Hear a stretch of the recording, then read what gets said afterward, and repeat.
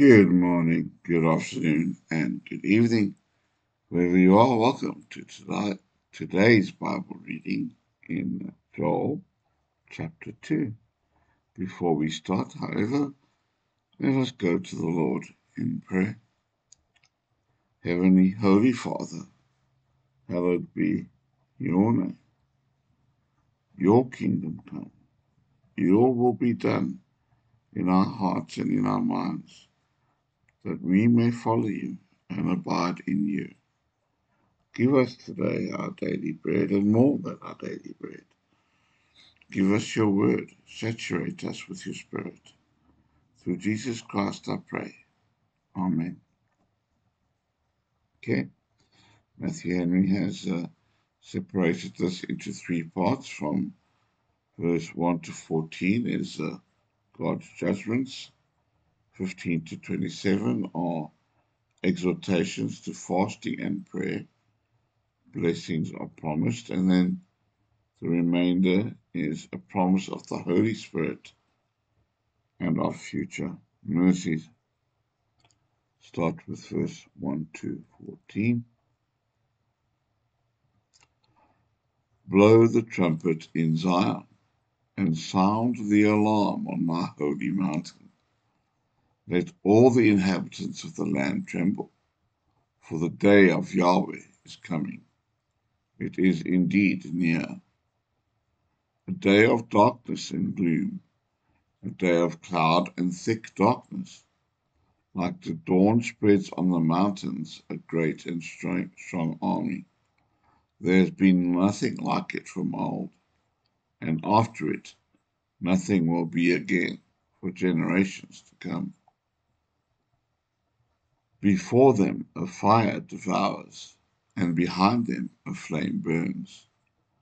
Like the Garden of Eden is the land before them, and after them it is like a desolate desert, and nothing can escape them. Like the appearance of horses is their appearance, and like horsemen they run.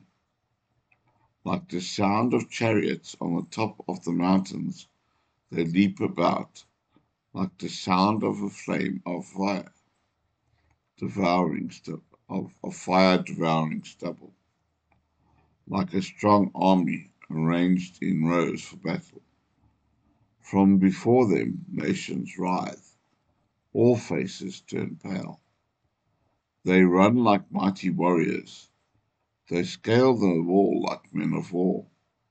Each goes on its own way, and they do not swerve from their paths.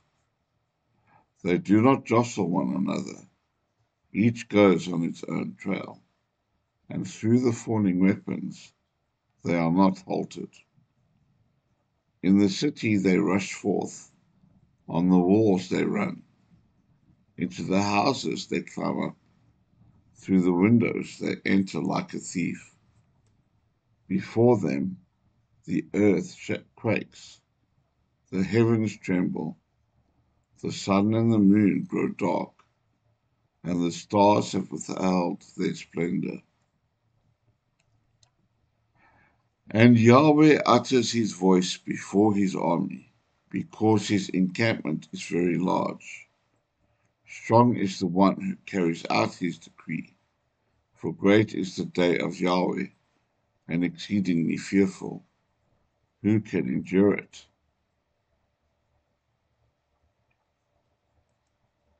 And even now declares Yahweh, return to me with all your heart, with fasting and weeping and wailing.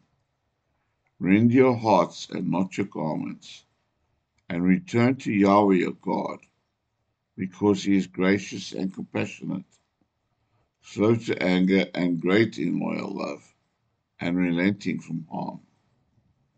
Who knows whether he will turn and relent, and leave a blessing behind him, an offering and a libation for Yahweh your God.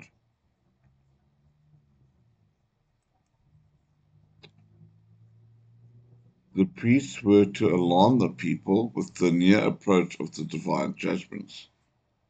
It is the work of ministers to warn of the fatal consequences of sin and to reveal the wrath from heaven against the ungodliness and unrighteousness of men. The striking description which follows shows what would attend the devastations of locusts, but may also describe the effects from the ravaging of the land by the Chaldeans. If the alarm of temporal judgments is given to offending nations, how much more should sinners be warned to seek deliverance from the wrath to come?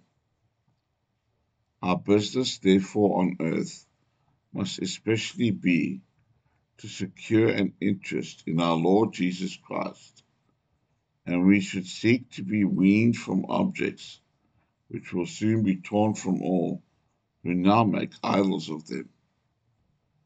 There must be outward expressions of sorrow and shame, fasting, weeping, and mourning. Tears for trouble must be turned into tears for the sin that caused it. But rending the garments would be vain, except their hearts were rent by abasement and self-abhorrence, by sorrow for their sins, and separation from them. There is no question but that if we truly repent of our sins, God will forgive them. But whether he will remove affliction is not promised. Yet the probability of it should encourage us to repent. 15 to 27. Blow the trumpet in Zion. Sanctify a fast. Call an assembly. Gather the people. Consecrate the assembly. Assemble the elders. Gather the children, even those who are breastfeeding. Let the bridegroom come out from his private room, and the bride from her canopy.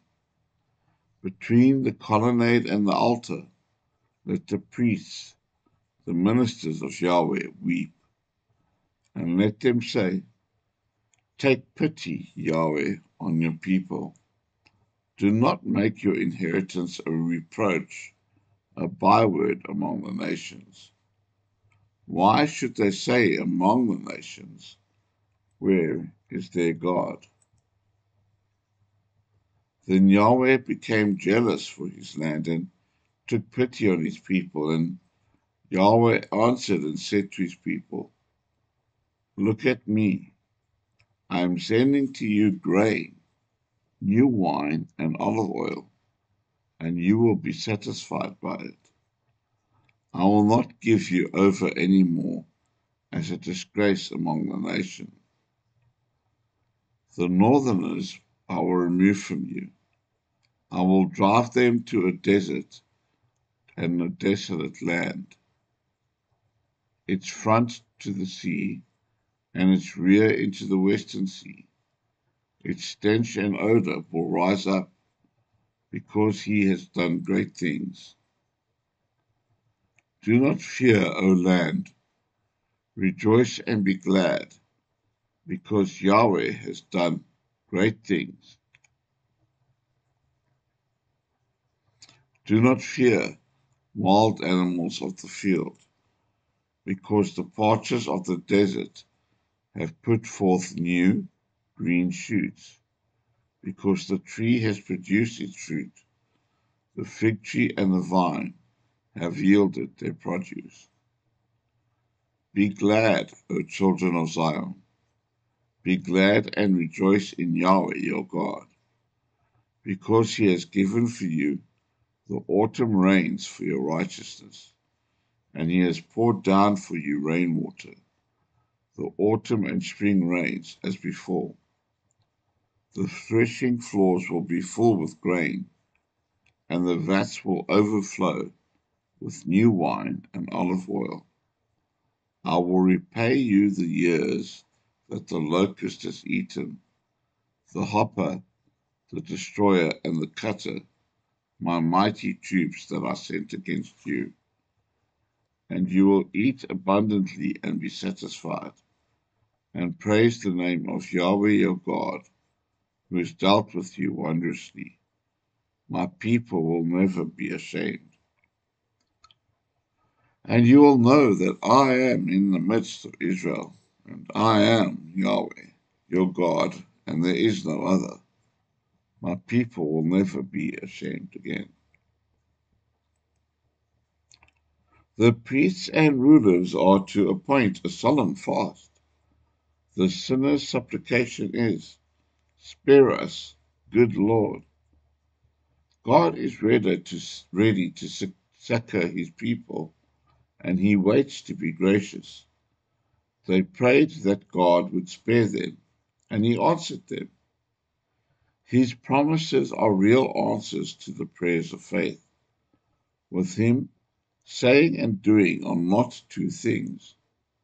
Some understand these promises figuratively, as pointing to gospel grace, and as fulfillment in the abundant comforts treasured up for believers in the covenant of grace. 28:232. And it will happen afterwards thus: I will pour out my spirit on all flesh, and your sons and your daughters will prophesy, and your elders will dream dreams. Your young men shall see visions. And also on the male slaves and on the female slaves I will pour out my spirit in those days. And I will set wonders in the heavens and on earth, blood and fire and columns of smoke. The sun will be changed to darkness, and the moon to blood, before the coming of the great and awesome day of Yahweh. And it will happen. Everyone who calls on the name of Yahweh will be rescued, because on Mount Zion and in Jerusalem there will be those who escape, as Yahweh said, and among the survivors whom Yahweh is calling. The promise began to be fulfilled on the day of Pentecost, when the Holy Spirit was poured out, and it was continued in the converting grace and miraculous gifts conferred on both Jews and Gentiles. The judgments of God upon a sinful world only go before the judgment of the world in the last day. Calling on God supposes knowledge of him, faith in him, desire towards him, dependence on him, and, as evidence of the sincerity of all this, conscientious obedience to him. Those only shall be delivered in the great day, who are now effectually called from sin to God, from self to Christ, from things below to things above. Amen. God bless you and keep you. Don't forget to like, subscribe, and share the word so we can share the word.